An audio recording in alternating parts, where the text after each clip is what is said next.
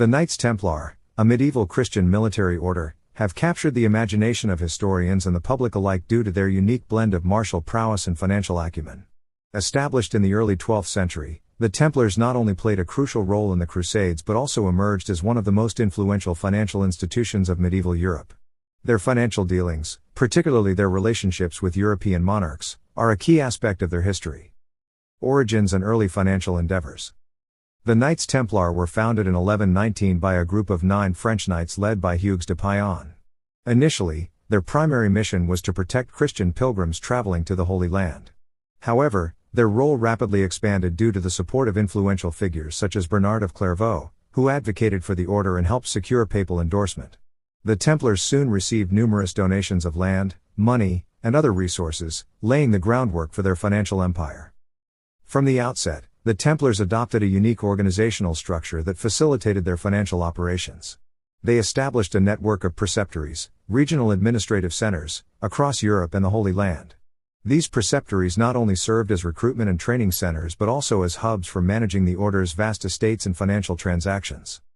The donations and bequests from devout Christians, eager to support the Holy Land's defense, provided the Templars with extensive land holdings. These properties were spread across Europe, from England to the Iberian Peninsula, Italy, and beyond. The Templars' estates were not only sources of agricultural production but also included valuable urban properties that generated significant rental income. These diverse assets allowed the Templars to build a robust financial base that supported their military and charitable activities. Banking and financial services. One of the most remarkable aspects of the Templars' financial activities was their role as medieval bankers. As the order grew in wealth and influence, they began to offer financial services to pilgrims, nobles, and even monarchs.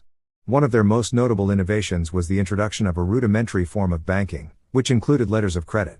Pilgrims traveling to the Holy Land could deposit money at a Templar preceptory in Europe and receive a letter of credit, which they could then redeem at a Templar establishment in the Holy Land. This service not only provided security for travelers but also generated revenue for the order through fees and exchange rates. The Templars' financial acumen extended beyond simple banking services. They engaged in various forms of investment, including lending money to monarchs and nobility. Their reputation for financial reliability made them a preferred lender for many European rulers.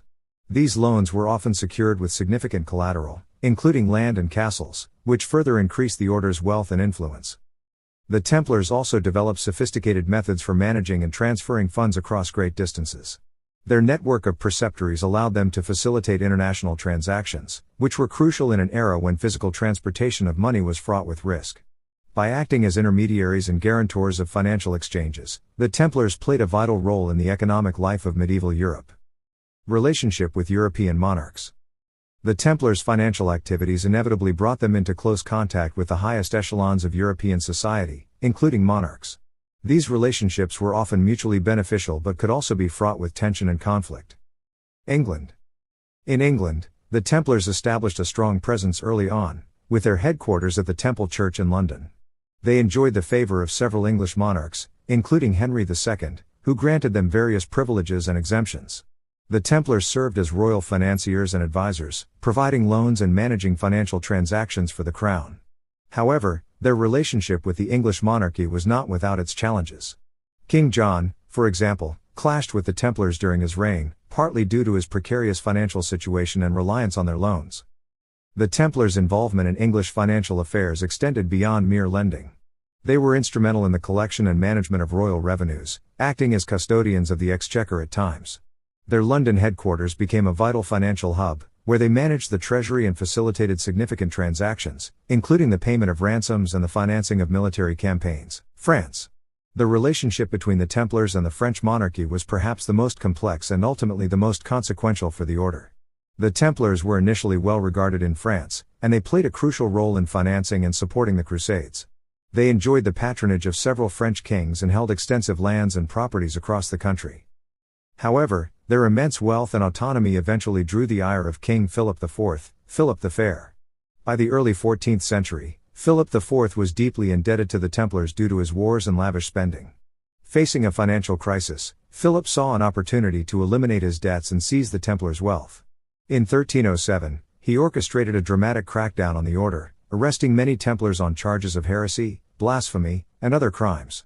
This led to the infamous trials and the eventual dissolution of the order in 1312 by Pope Clement V, who was heavily influenced by Philip. The trials of the Templars in France were marked by severe brutality. Many Templars were tortured to extract confessions of heresy and other crimes. These confessions, often obtained under duress, were used as justification for the seizure of Templar assets and the execution of prominent members. The dissolution of the Templars and the absorption of their wealth into the royal treasury significantly bolstered Philip IV's financial position. Spain and Portugal. In the Iberian Peninsula, the Templars also played a significant role, particularly in the Reconquista, the Christian effort to reclaim territories from Muslim rule. In Spain and Portugal, the Templars were granted lands and privileges in return for their military support. They established numerous castles and fortifications, which were crucial in the ongoing conflicts. The Templars' financial and military support was invaluable to the Christian monarchs of the Iberian kingdoms. However, following the order's dissolution, many of their assets and properties were transferred to other military orders, such as the Order of Christ in Portugal, ensuring that their wealth continued to play a role in the region's politics and economy. In Portugal, King Denis was particularly instrumental in preserving the Templars' legacy. He transferred much of their property to the newly established Order of Christ, which inherited many of the Templars' duties and privileges. This continuity allowed the financial and military resources initially amassed by the Templars to continue contributing to the Portuguese crown's ambitions, including the Age of Discoveries, decline and legacy. The fall of the Templars was swift and brutal, driven primarily by the machinations of King Philip IV of France. The charges against the order were likely fabricated, aimed at justifying the seizure of their wealth and eliminating a powerful rival. The trials were marked by torture and coerced confessions, and many Templars were burned at the stake. Despite their dramatic end, the financial innovations and practices of the Templars had a lasting impact on European banking and finance. Their use of letters of credit and their extensive network of financial operations can be seen as precursors to modern banking systems. Moreover, the wealth and lands they accumulated significantly influenced the politics and economies of medieval Europe. The Templars' relationship with European monarchs was a double-edged sword. While their financial services and military support were indispensable to many rulers, their immense wealth and autonomy ultimately made them a target. The story of the Templars serves as a powerful reminder of the complex interplay between financial power and political authority in medieval Europe. The Templars' financial legacy is evident in several ways. Their practices influenced the development of international banking, and their extensive property holdings became foundational elements for other institutions and military orders. The transfer of Templar assets to other orders and the royal treasuries helped shape the political and economic landscapes of Europe. The Templars also left a lasting cultural legacy. Their story, shrouded in mystery and intrigue, has inspired countless legends, books, and films. The mythos surrounding the Templars continues to captivate the imagination, underscoring their enduring impact on history and popular culture. The Knights Templar were more than just a military order. They were financial pioneers whose activities spanned across Europe and the Holy Land. Their banking services, investments, and loans made them indispensable to many European monarchs, but also vulnerable to the shifting tides of political power. The dramatic fall of the Templars, orchestrated by King Philip IV of France, underscores the precarious nature of their position. Yet, their legacy in the realms of finance and banking remains a testament to their innovative spirit and enduring influence on medieval European history. The Templars' financial prowess and their interactions with European monarchs offer a rich and complex narrative. Their ability to navigate the intricacies of medieval finance while maintaining their military and religious commitments demonstrates a remarkable organizational and strategic capacity. The rise and fall of the Knights Templar highlight the delicate balance between financial power and political influence, a theme that resonates throughout history.